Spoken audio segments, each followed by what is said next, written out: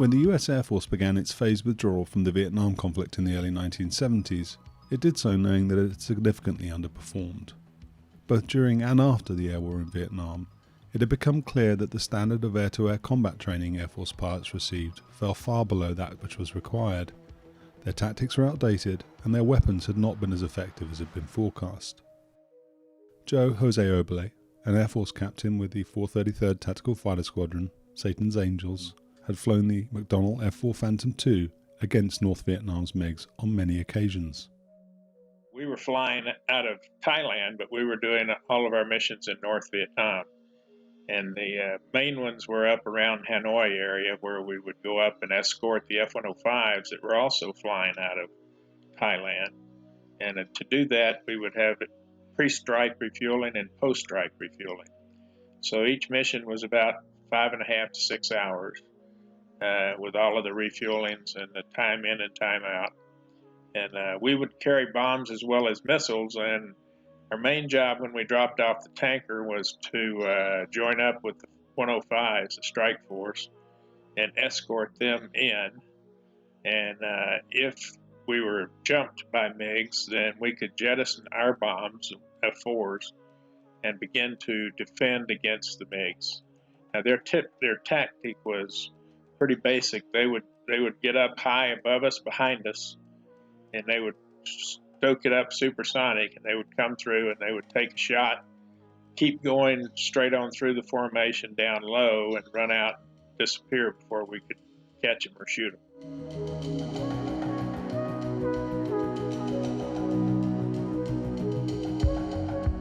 Under the leadership of legendary World War II fighter ace Colonel Robin Olds, Oberle and his squadron mates had done their best to counter the North Vietnamese Air Force. But despite isolated successes in the likes of Operation Bolo, the US Air Force was often hamstrung in the combat arena.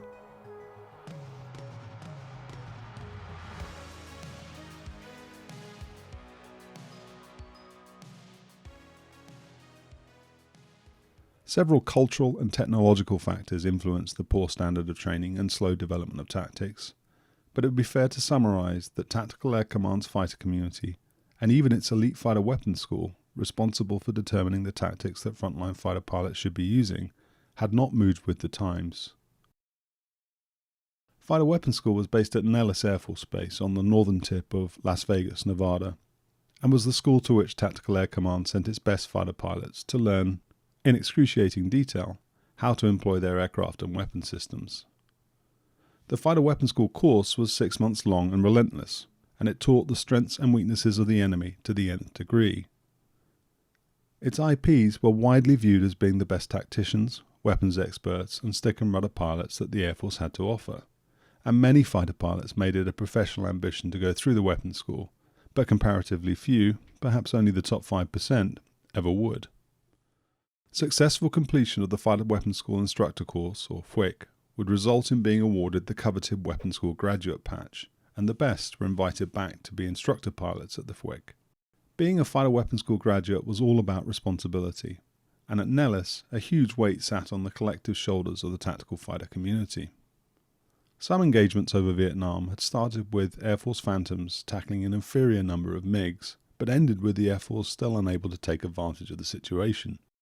In fact, the air war over Vietnam had shown with little room for doubt that the Korean-era tactics used by TAC, where one aircraft is defined as the shooter while the others flew cover in a rigid formation 1,500 feet away, were inappropriate for modern air combat, where the primary offensive weapon had shifted to the air-to-air missile. Oberle described the Fluid 4 formation that was in favour with Tactical Air Command at the time. A wingman tied to number 1 and 3, and 1 and 3 are the shooters, and the wingman's job is to keep the MiGs off of the 1 and 3 6 so they can be the shooters. But you're losing 2 valuable shooters in 2 and 4 when you fly that formation. Fluid 4 was an archaic formation designed at the time of the Korean War to be used by F-86s to counter gun-toting MiG-15s. It was not a formation intended to be used by missile and radar-equipped Phantoms. Tactically, so little trust was given to wingmen in the 1960s that it was often joked they were permitted to say only 3 things on the radio. 2, to confirm an instruction or check in on the radio. Lead, you're on fire! And I'll take the fat one. which was reserved for the bar. The reality was that if the Air Force was to do better against the North Vietnamese Air Force, it had to start employing its aircraft more effectively, and it had to give wingmen the opportunity to engage the enemy directly as and when he saw him. The fact that America's newest fighter, the F-4 Phantom II, was purchased without a gun was also a costly mistake, Oberle said. We didn't have a gun in the F-4, and we didn't want to get in with a big F-4 and try to turn with a low wing loaded MiG-17 or MiG-21, because it would end up in a gunfight, and you're in a gunfight without a gun. To complicate matters, America's rules of engagement limited its pilots' ability to employ radar-guided AIM-7 Sparrow missiles at their optimum range. Launch failures and fusing failures for the Sparrow, and similar problems for the AIM-9 Sidewinder infrared-guided missile, added to the sense of frustration. But things were to get worse. In the midst of all of this, the AIM-4 came along, which was put on the F-4 on a D model. Later, it wasn't on the C. And the AIM-4, and all the testing that they did down at Eglin, said that it didn't need a direct contact fuse, that it worked 100% of the time with proximity fuse on the drones that they had down there. So they put them on the F-4Ds, and they deployed them to, first ones came to Ubon while I was there. They trained up at Eglin in this F-4D squadron and deployed as a complete squadron. They hit the base, and we had 3 squadrons at Ubon. We had the 433rd that I was in, a day squadron, the Triple Nickel day squadron, and the 497th, the Night Owls. And so when they came on base, Olds and Chappie James decided to parcel them up, break up the squadron as it deployed, and disperse the crews amongst the other squadrons so there would be some experience for them to learn from. They were kind of used as a replacement squadron as they came in, but the first thing that happened was Olds took that new F-4D, and he had a chance at a MiG with it, and he fired 2 of them, and they went right past the MiG and didn't kill them. And so Olds came back and said, to hell with that, I'm going to fly the D, but I want the Sparrow and the Sidewinder back on there. Those returning from tours in Vietnam knew all of this, and it became the quest of some at Nellis to rectify matters. Many a potential Air Force leader sacrificed his career pursuing this goal, it's claimed. These men could do little to alter the rules of engagement as defined by the politicians in Washington, and had no control over the reliability and effectiveness of the underwhelming AIM-7 and AIM-9 missiles. But they were damned if they were going to continue to see their fellow aviators perish over North Vietnam because their tactics were antiquated. Yet the fighter weapons school remained vehemently opposed to changing tactics in Vietnam until right at the very end of the conflict. It remained intransigent, perhaps because of inter- and intra-service rivalry. The US Navy and the US Air Force's Air Defense Command were already using more progressive formations and tactics, and the fighter weapons school might lose face if it admitted it had got things so very wrong. It was a classic example of the not invented here mentality that prevailed at the time. Mike Batpress, a young fighter pilot in the 1970s, recalled, "The Navy started the Top Gun school. The Air Force didn't. They were still in the 1970 engagement when the bombing halt stopped, and they went back up north and engaged the MiGs from 70 to 72. The Navy had very good results because of the new tactics they were flying. The Air Force still didn't. The Air Force was still flying the Korean War tactics. The Navy, when they changed their tactics, they went to what's called loose deuce, where instead of flying a tight formation with your wingman to protect your gun vulnerability area after the airplane, they went to this concept of loose deuce, which spread the wingman out to give the coverage of the leader to a wider area where it can protect against a heat-seeking missile. Eventually, common sense prevailed. The archaic fluid 4 formation had to go. In its place, TAC introduced the Fluid 2 formation, giving the wingman much more flexibility to cover the engaged fighter. Fluid 2 meant that the wingman and leader provided each other with mutual protection. Should the lead pilot experience a weapons malfunction, or if the wingman spotted the enemy first, the tactical lead could be transferred and the wingman could become the engaged fighter. The Red Baron reports. While the Fighter Weapons School at Nellis looked at tactics in Vietnam, fundamental changes that would shape the future of the Dusty Air Base had already taken place. One of them was the metamorphosis, under the leadership of General Ralph G. Zack Taylor, of the 45 20th Combat Crew Training Wing into the Tactical Fighter Weapons Center on the 1st of September 1966. Taylor was a World War II ace with 6 enemy fighter kills to his credit, and he had recognized that the 12,000 square miles of largely uninhabited land that stretched north of the base was ideal as a training range. Over the course of the next 3 years, he saw to it that his vision was realized, and in doing so, provided the tactical training grounds for America's finest fighter pilots. The TIFWIC was a critical development that allowed some of the seeds of modern air combat's most impressive programs to germinate. Most famously, the TIFWIC was deeply involved with producing the Red Baron reports. There was a wealth of data and information that could be collected, collated, and analysed from America's MiG encounters over North Vietnam, and since October 1966, the Department of Defense's Weapons Systems Evaluation Group had been analysing 320 individual MiG encounters, those that involved F-4 Phantoms and Vought F-8 Crusaders, up until July 1967. These were incorporated into Volume 1. Volumes 2 and 3 covered another 259 MiG encounters by other US aircraft. After completing this first look, the Weapons Systems Evaluation Group recommended a follow-on study be conducted by the military services, and so in 1969 Red Baron 2 was implemented at the TIFWIC. This studied the air war from where Red Baron 1 had left off, up until the termination of air operations over North Vietnam on November 1, 1968. Red Baron 2 identified and reconstructed 625 air-to-air encounters that occurred in this period, and later Red Baron 3 wrapped things up and completed the study. The reports were based on interviews with every crew that was involved in any kind of MiG engagement, and they were designed to provide America's combat aviators with a tool from which to learn for the future. A key figure at Nellis, and the man credited with starting Red Baron, was Major Lloyd Boothby, a man who Oberle judged simply as a classic. Boothby is reported to have once said, "I'd hate to see an epitaph on a fighter pilot's tombstone that says, 'I told you I needed training.'" How do you train for the most dangerous game in the world by being as safe as possible? When you don't let a guy train because it's dangerous, you're saying, "Go fight those lions with your bare hands in that arena, because we can't teach you how to learn to use a spear. If we do, you might cut your finger while you're learning, and that's just about the same as murder."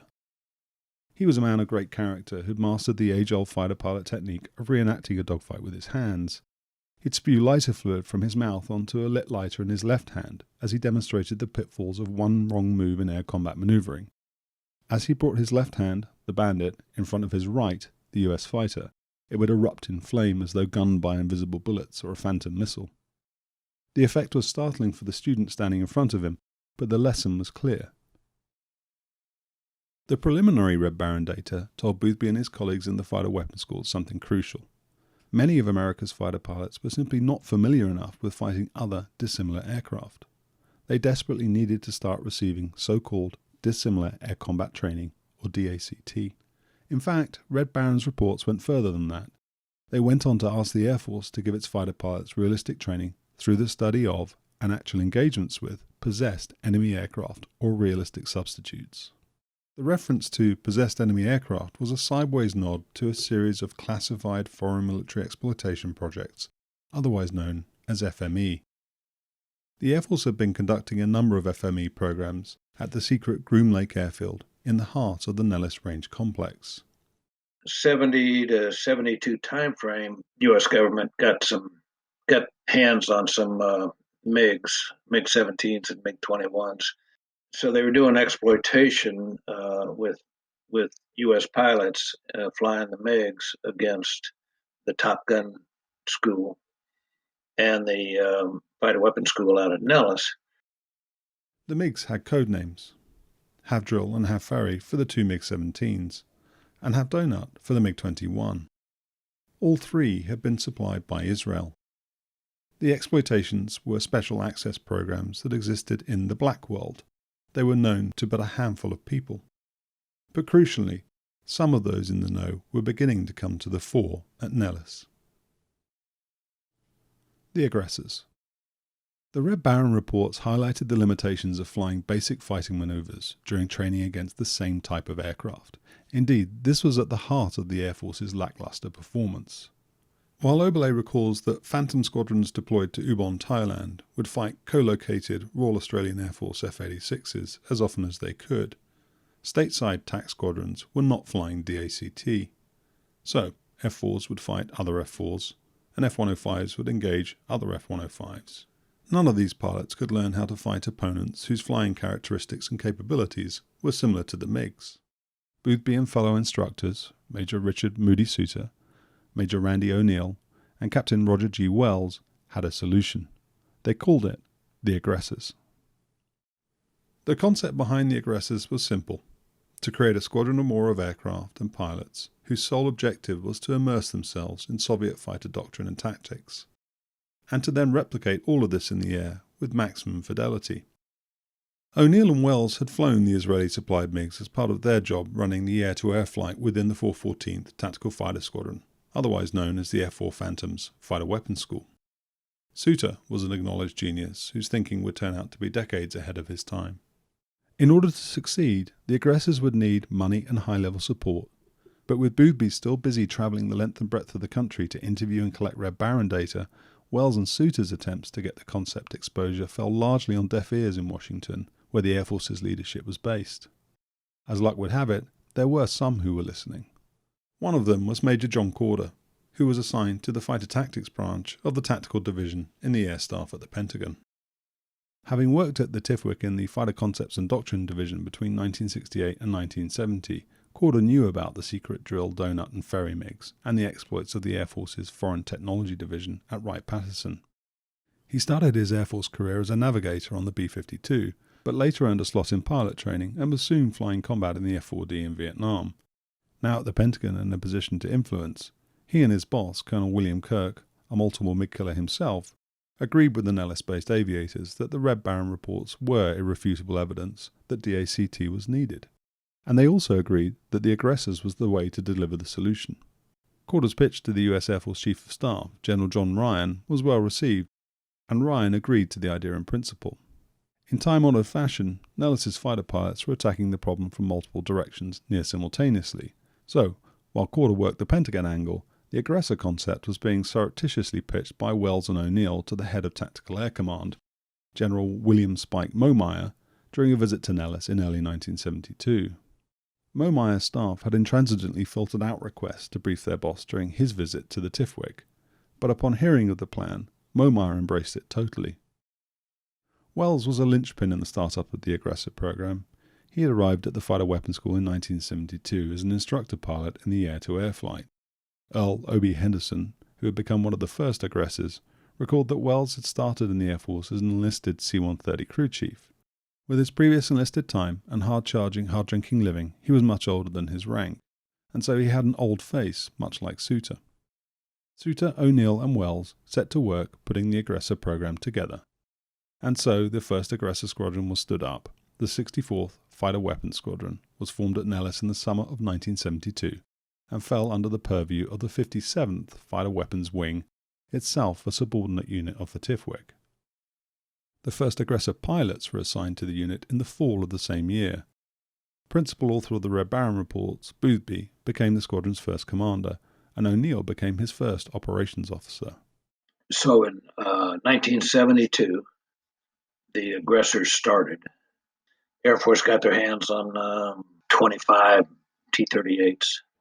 Got 25 pilots from the fleet and from the Fighter Weapons School, and then trained them up and taught them what the Soviet MiG formations, and got our hands on some Soviet tactics manuals, and so started flying Soviet formations as if they were MiG-21s. The Aggressor squadron would fly against frontline Tactical Air Command fighter units. This oppositional structure would allow America's fighter pilots and backseat weapon systems officers not only to see exactly how a formation of Soviet fighters would behave, but also to employ their own tactics and doctrine against a realistic threat. The aggressors operated under the moniker Red Air because of their role as Soviet emulators, while friendly US fighters were termed Blue Air. They were to be the kings of Soviet emulation, but there was a sting in their tail. Whereas the Soviets initiated and executed their tactics without necessarily knowing the ranges and timings they should use to exploit the weaknesses of American fighters, the aggressors would know these instinctively. The range at which an AIM-7 Sparrow could be launched, where a US fighter's radar would be least effective, when a formation of US fighters would sort their targets, divvying up the enemy radar contacts so that each entered the fight knowing who they were responsible for engaging. These were all things that the Red Air pilots would know well. And so with this in mind, the aggressors, still faithfully following Soviet tactics, would be able to initiate and execute their tactics at the worst possible moment for Blue Air. When Red Air met Blue Air at the merge, the point at which they were visual with each other, the handcuffs of Soviet emulation stayed on, and the aggressor would do his darndest to extract not a win, but the learning objective. We were not out there to just win. We were out there to teach, and as the aggressors. And so we'd set up learning objectives at the beginning of each mission in the briefing. We would try to manage the flight while we were out there to accomplish those learning objectives, and we could come back and replay the objectives that we'd set out and see how well we accomplished them there. So you flew how you needed to for the person you were with. If you had a guy who was arrogant and thought he knew everything and he needed humbling, then we'd kick his ass just to show him he was vulnerable. And if we had a guy that was good and trying to learn and needed, he just needed confidence, and we'd back off a little bit and let him have a shot, those kind of things. So we were trying to teach the guy air to air instead of just beating him over the head with what he didn't know.